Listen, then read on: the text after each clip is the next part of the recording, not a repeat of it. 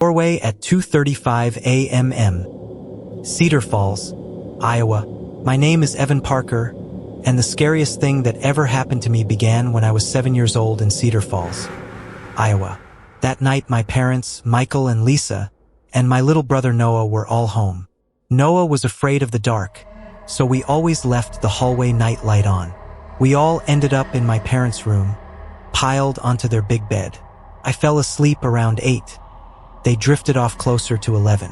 Sometime later, I snapped awake for no reason. The red digits on the alarm clock bled 2:35. The room was pitch black, except for a thin stripe of glow bleeding in from the hall under the barely open door. I started to roll over and go back to sleep when I heard it. So faint I thought I imagined it at first.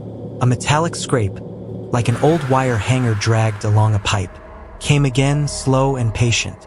The heater should have been humming, but the vent sighed cold air across my toes. A chill ran up my back. I looked toward the door.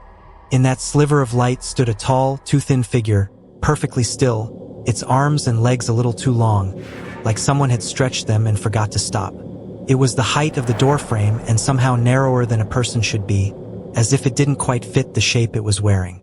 I couldn't make out a face, just a darkness that felt like it was looking back.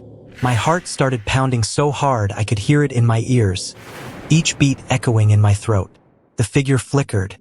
Not a step, like a heat shimmer, there and not, dissolving and then knitting itself together again.